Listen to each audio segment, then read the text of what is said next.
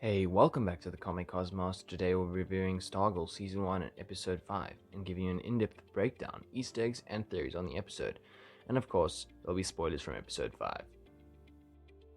So in the previous episodes, we got to meet most of the members of the Injustice Society, and Courtney took all the old JSA equipment from the old JSA HQ, and she recruited Yolanda Montez as the new Wildcat. Pat also has been trying to figure out what is really going on in Blue Valley. So we start off the episode with actually another flashback. This time it's 9 years into the past, which would be only 1 year after the JSA and the Injustice Society fought. I think every episode is started with a flashback, except for episode 2, and this really just highlights the fact that this show is really all about legacy and a new age of heroes taking the torch from the other past heroes. So this flashback shows Rex Tyler, aka Hourman, and we see him packing the JSA classified files and his journals, and he sent it to Pat Dugan. So this shows us actually how Pat got his hands on the JSA material that we saw in the first episode. We see a younger Rick Tyler, and his parents have to leave him with his uncle, and he even has to change his surname to Harris to protect him from the Injustice Society, as they say that the Injustice Society don't know about him. And this experience is obviously a very traumatic experience for Rick, as his parents leave him and they never come back. Rex also gives his son a toy car, which he says he used to have a car just like that when he was younger. As they are leaving, they actually get killed by Solomon Grundy, and this is probably the same way Denise actually got killed in the previous episode. So we come back to the present day, and we see Rick working on the same car as the one his father gave him, but obviously a bigger model. And we see his relationship with his uncle isn't really a good one, obviously because his uncle blames him, as he had to look after him and pay for everything instead of being able to live a normal life.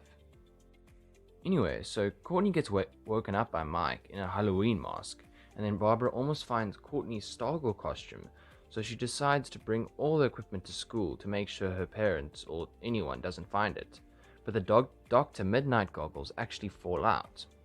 Before Courtney goes to school, she talks to Pat, and it seems that he has found out that William Zarek was the Wizard, a member of the Injustice Society, and Courtney tells him about Principal Bowen, and he says that there used to be a villain known as the Fiddler, but it was actually a man. And he tells her again to stop getting herself into danger, but of course she doesn't listen. At school, Courtney and Yolanda talk about recruiting more members for the JSA, and Beth is actually listening in to their conversation and tries to find out what they're doing. They mention Artemis Croc, who is, if you've read the comics, that name will mean something to you. So Beth, it seems that she has realized that they are actually superheroes from when she heard Stargirl call Yolanda by a real name. We then see Stephen Sharp, aka the Gambler, at a movie theater, which is actually showing The Wrong Man, which was made in 1956, which was actually the year that the golden age of hero comics ended. And he gets the plans for the satellite, which is obviously will tie in to whatever the plans for the Injustice Society have for the season. He also flicks a golden chocolate coin and gives it to a delivery guy, and this is actually used to show that the guys at the end are the same people. On the way back from school, Pat's car actually breaks down, and Rick, who is walking back from school as well, helps Pat, as he does know a lot about cars, and tells Pat that he's working on a Yellow's 166 Mustang, which Pat remembers was the same car Rex Tyler used to drive. While Rick is helping Pat, Courtney notices that the hourglass from the JSA equipment starts to glow when it is near Rick, and she follows him while he was walking to find out more. He isn't very happy when he finds out that she's following her. She tries to explain, but the hourglass doesn't glow like it previously did, and Rick walks away angrily from her. So Beth actually goes to Courtney's home, and we see that she is very talkative, and to be honest, a little annoying.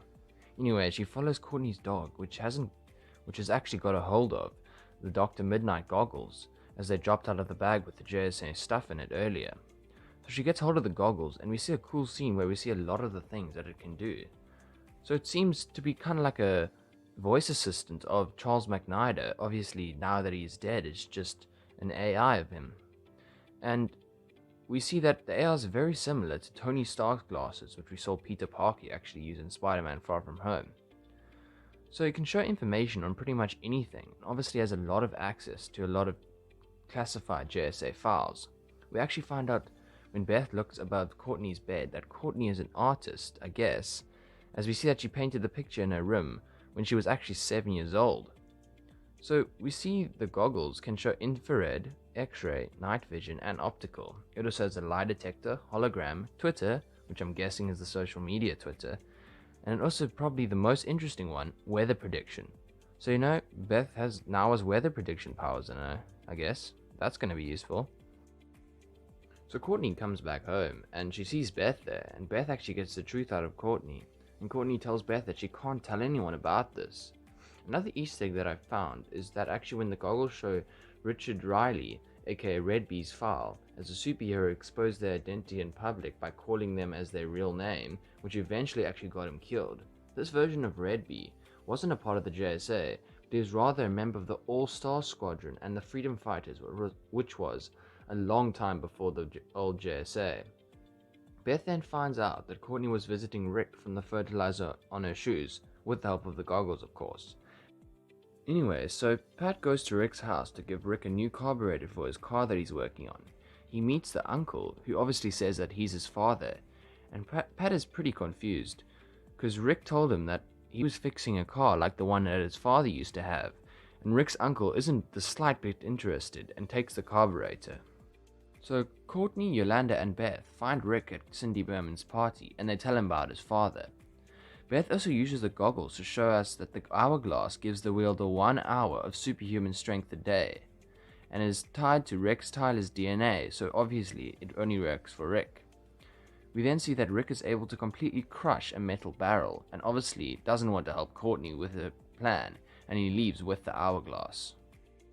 So Courtney and Yolanda go to find Rick, and to talk to him, and he reveals that he's really angry all the time, but he says that he actually doesn't want to be that way. Courtney tries to calm him down, but he gets really angry and punches an entire tree down. They both get ready to fight, but Beth comes just in time and tells Rick about his parents' death and that it wasn't an accident, but actually Solomon Grundy. The goggles then show exactly what happened using the hologram technology, which we saw was one of the features earlier in the episode. Rick sees how Solomon Grundy killed his parents, and he changes his mind, saying he wants to help them by getting revenge on the Injustice Society. I think he's got a little bit more way to go to become a true hero though. The closing scene shows a truck driving on the road into Blue Valley, and it is stopped by a school bus, and Principal Bowen gets out and starts to play the fiddle, and we see that the drivers are drawn towards her by her playing and are killed by it. These drivers are actually the same people who got the blueprints for Mr. Sharp earlier in the episode. And right at the end, Pat goes into Courtney's room where he finds the remaining JSA equipment, and Green Lantern's lantern actually starts to glow. So Pat obviously isn't very happy with Courtney, and Courtney will have to deal with that when she comes back home in the next episode, which is named The Injustice Society. Anyway, thanks for watching. I would really appreciate it if you drop a like below and subscribe if you want to be kept up to date with all things pop culture. Anyway, thanks for watching. Cheers.